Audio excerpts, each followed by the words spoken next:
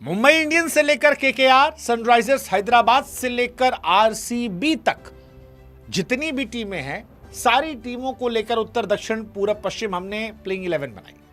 लेकिन हमको लगा कि प्लेइंग 11 के साथ साथ एक इंजर्ड 11 बना ले। हाँ, मतलब क्योंकि खिलाड़ी बहुत बाहर हो रहे हैं, खिलाड़ी बाहर भी हो रहे हैं और खिलाड़ी नाम भी ले रहे हैं। जैसे बेन डकेट ने आईपीएल 2026 से नाम वापस ले लिया। मेरे को थोड़ा हैरानी हुआ क्योंकि केएल राहुल के साथ मैं उनको ओपन करवा रहा था। हालांकि मेरे पास निशंका भी बैकअप में थे, अभिषेक पोराल भी थे और पृथ्वी शॉ भी थे, साथ में साथ करुण नायर भी थे जो ओपनिंग कर सकते थे। बट बेन डकेट ने जब 3 साल बैन झेलने का मन बना लिया तो मेरे जहन में सवाल आया कि भाई साहब, कौन कौन से खिलाड़ी जो बाहर हुए हैं और क्या इन खिलाड़ियों की कमी आईपीएल में खलेगी। पहला नाम जो है वो है हर्षित राणा का। हर्षित राणा घुटने की सर्जरी हुई है, केकेआर के प्राइम बॉलर रहे हैं और ये साल उनके लिए बहुत डिसअपॉइंटिंग रहा क्योंकि बहुत अच्छे खिलाड़ी हैं, जबरदस्त बॉलर हैं, बैटिंग अच्छी करते हैं, लेकिन अब वो बाहर है, वो टीम का हिस्सा नहीं है और ये सीजन उनके बिना केकेआर को बहुत भारी पड़ना क्योंकि केकेआर में बॉलर ही खत्म हो गए। हाँ, जैसे आकाशदीप का नाम था, मुझे लग रहा था शायद उनको भी खेलने का मौका मिलेगा, लेकिन वो भी गायब है। आकाशदीप की जगह सौरभ दुबे को रिप्लेसमेंट के तौर पर फिलहाल बुलाया गया है। लोअर बैक स्ट्रेस इंजरी जो है वो इनकी हो गई है। इंजरी जो है वो सारी टीमों में गई है बड़ी डेमोक्रेटिक तरीके से। जैसे सीएसके में मुझे नाथन एलिस जो है वो बहुत अच्छे लग रहे थे, मुझे लग रहा था कि शायद वो बहुत ज़बरदस्त खेलेंगे, लेकिन नाथन एलिस को हैमस्ट्रिंग की इंजरी हुई है और ये इंजरी सीरियस कंसर्न हो गई है। नाथन एलिस का बाहर जाना सीएसके के लिए बहुत बहुत बहुत बड़ा झटका है। स्पेंसर जॉनसन क्या वो कमी पूरी कर पाएंगे, देखने वाली बात होगी, लेकिन स्पेंसर जॉनसन है, बर्गर कोई एक उनके पास है।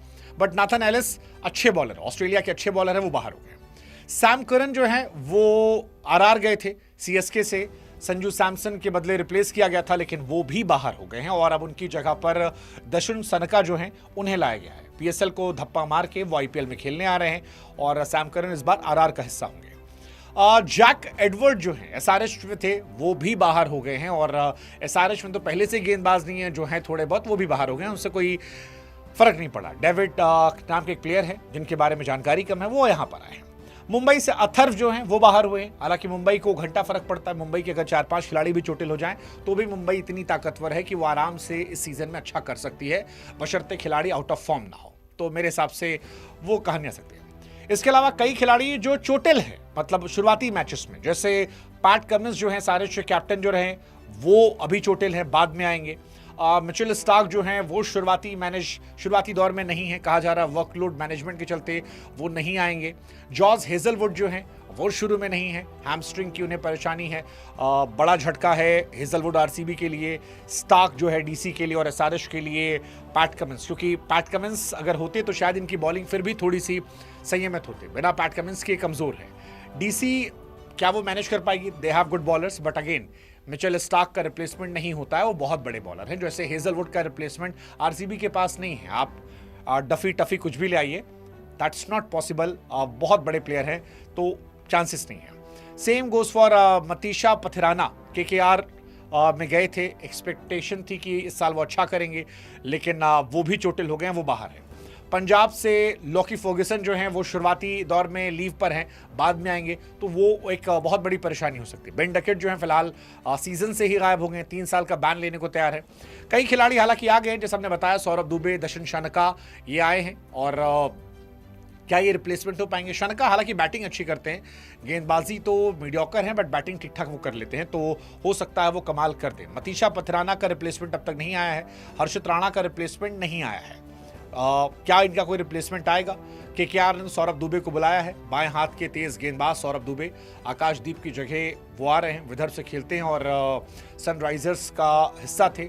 अब तक डेब्यू नहीं किया है, लेकिन एक टैलेंटेड बॉलर बताया जा रहा है कि गेंद स्विंग कराते हैं, अच्छी उछाल है और राहुल द्रविड़ के साथ बांग्लादेश दौरे पर उन्हें करीब से देखा गया था, तब वो इमर्जिंग एशिया कप टीम में थे। हालांकि मिनी ऑक्शन में वो अनसोल्ड थे, 30 लाख की बेस प्राइस थी, लेकिन अवेलेबल प्लेयर में वो थे और इसी वजह से उन्हें यहां पर चुन लिया गया।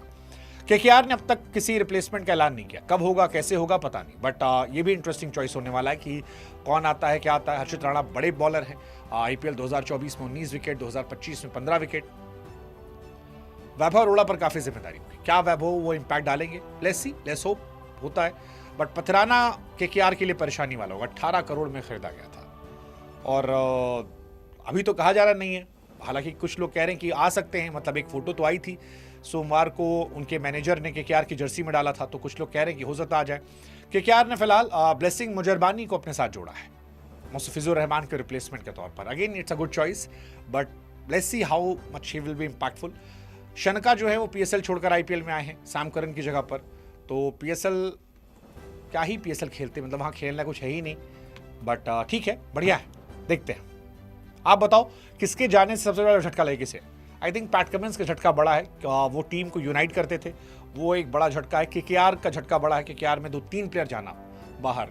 केकेआर आई थिंक सबसे बड़ा झटका है मेरे हिसाब से, क्योंकि हर्षित राणा, देन आपके पथिराना और फिर आकाशदीप, तीनों का एक साथ जाना आई थिंक वो बड़ा झटका है, क्योंकि तीनों बॉलर बाहर हुए। किसी भी टीम के अगर 3 बॉलर बाहर हो जाते हैं तो थोड़ा टफ होता है। आप बताओ आपको क्या लगता है किस टीम को सबसे ज्यादा कमजोर होना पड़ा उसके टोटल प्ले की वजह से? मेरे हिसाब से ये 3 शायद केकेआर।